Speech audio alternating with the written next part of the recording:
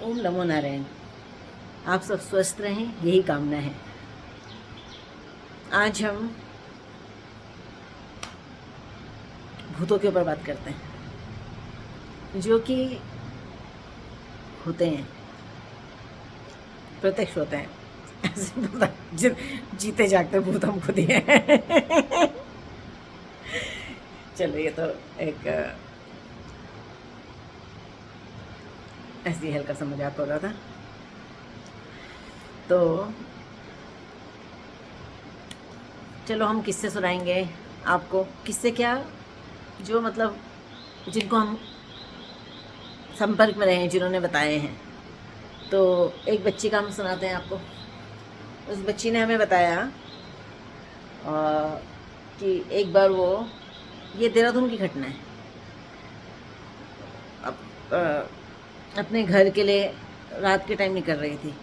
तो उस टाइम में जहाँ से वो निकल रही थी, उस टाइम पे उस टाइम में बगीचा टाइप का कुछ था। बगीचा को मतलब बड़े बड़े पेड़ वगैरह इस तरीके से था। तो संध्या का टाइम ही, तो अचानक उसको लगा जैसे कि पेड़ के ऊपर, वृक्ष के ऊपर कोई चीज़ बैठा हुआ है, कुछ है।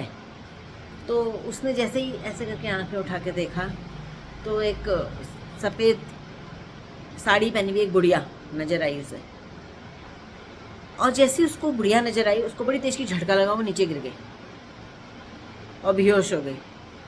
और उसके बाद वो बताती है कि वो कई महीनों तक, मतलब 5-6 महीने तक उसे मतलब ऐसी रही, बीमारी रही। डॉक्टरों को भी समझ नहीं आया उसे क्या हुआ, डॉक्टरों को भी नहीं समझ आया। और एक किस्सा हम आपको ये बताते हैं, अपने किसी कज़न का ही है, कि वो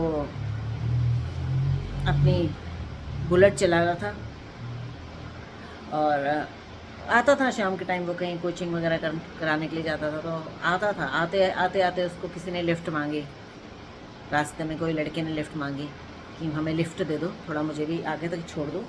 तो उसने ये बोला कि मैं तो अपनी घर की साइड का एड्रेस बताया, मैं तो वहीं तक जा रहा, मैं वहीं तक ही लिफ्ट दे सकता हूँ तुम्हें, क्योंकि उसके बाद तुम्हें कुछ और देखना पड़ेगा, मैं वहाँ नहीं जाऊँगा। तो जो बच्चा जो था, जो लिफ्ट मांग रहा था, उसने कहा कि ठीक है, कि आप हमें मतलब जहाँ तक भी आप उतारना चाहो आप मुझे उतार देना, पर मुझे अभी बैठा दो।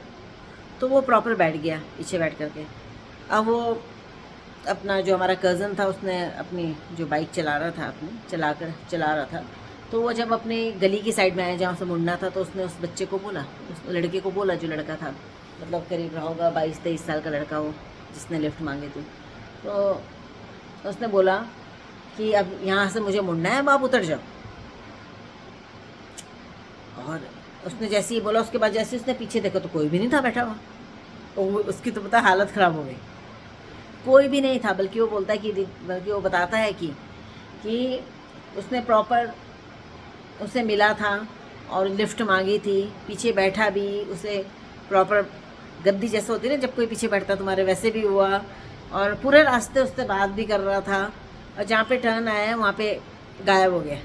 तो ये सारी चीज़ें देखो बहुत लोगों के साथ घटित हो जाती हैं, बहुत लोगों के साथ, क्योंकि आत्माओं का खेल है। आत्माओं की मैंने बताया था ना आपको, जहाँ आत्माएं जो तृप्त नहीं होती, वैसे जिनकी एक्सीडेंटल डेथ हो जाती है या अप्राकृतिक मृत्यु हो जाती है, जैसे अभी यहाँ हुआ पहलगांव में, जैसे इन लोगों को, बेचारे बच्चों को मार दिया गया टेररिस्ट, तो वो अप्राकृतिक है, उनकी मृत्यु नहीं थी। तो इस तरह से फिर वो, जिनकी मतलब कुछ बात बतानी होती है, तो कुछ बोलना होता है, तो फिर वो बॉडी में भी आने स्टार्ट हो जाती है, जैसे हमने आपको बताया था। और इसका बचाव आज हम आपको बताएंगे, जिन लोगों को भी, काफ़ी लोग हैं जिनको ये हुआ होगा, जिनको ऐसा फील हुआ होगा। कितने लोगों को ऐसा फील हो जाता है कि कोई गला दबा रहा है उनका रात को। हमारे पास ऐसे केसेस भी आए हैं, और ऐसा लगता है जैसे कोई गला दबा रहा है। तो उसका भी उपाय है, और फ़र्क 100% पड़ेगा। तो आप नियमित जो हम आपको बता रहे हैं, आप नियमित रूप से पहले तो हनुमान चालीसा का पाठ नियमित करें। और दोनों टाइम, वैसे तो तीनों टाइम करना चाहिए, पर आप 2 टाइम तो ज़रूर करें। एक सुबह मॉर्निंग में, और एक संध्या, जब संध्या होती है, दोनों टाइम मिलते हैं, जब आरती होती है शाम की, उस टाइम पे ज़रूर करें। और कम से कम अब एक पाठ नहीं, कम से कम 7 पाठ तो करें। कोई ज़्यादा टाइम नहीं लगेगा आपको, हार्डली आप लगा लो 15 मिनट या 20 मिनट, उससे ज़्यादा आपका नहीं लगेगा। पर इससे एक सुरक्षा कवच आपके इर्द गिर्द बन जाएगा जो आपकी रक्षा करेगा, बिल्कुल रक्षा करेगा, गारंटेड है। और देखिए ये सब भारी एनर्जी या ऊपरी जिन्हें बोलते हैं, ये तुम्हें तभी तक इफ़ेक्ट कर सकती है जब तक तुम्हारी एनर्जी लेवल इतना हाई नहीं है, तभी तक इफ़ेक्ट करेगी तुम्हें। और उसके लिए मतलब तुम ज़्यादा मेडिटेशन नहीं करते, उसके लिए तुम्हें ज़रूरी है बैठना भगवान पे समर्पित होकर के और अपना मंत्र जाप करना, अपना पूजा पाठ करना बहुत ज़रूरी है, बहुत ज़रूरी है। अपना दिया जलाना बहुत ज़रूरी है, दिया और टीका इसमें हमने बोला बेसिकली ये बहुत ज़रूरी है, सभी को लगाना है, सभी को लगाना है। इससे हमने बोला था ना, इससे भ्रमित नहीं होते, प्लस इससे कई चीज़ें दूर रहती हैं। अगर हमारे उसमें कुछ है तो इसके पीछे रीज़न है।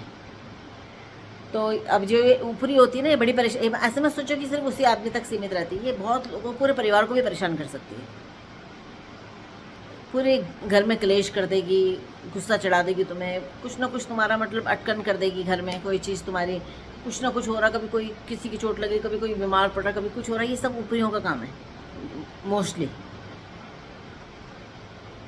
यही जो उनके इफ़ेक्ट में आते हैं वही कर सकते हो। तो इसलिए देखो, तुम इधर उधर भागने से, अपना पैसा वेस्ट करने से, और उससे अच्छा तो है कि भगवान का थोड़ा सा वो कर लो, और कोई ज़्यादा टाइम नहीं लग रहा है, हनुमान चालीसा का पाठ जरूर करें।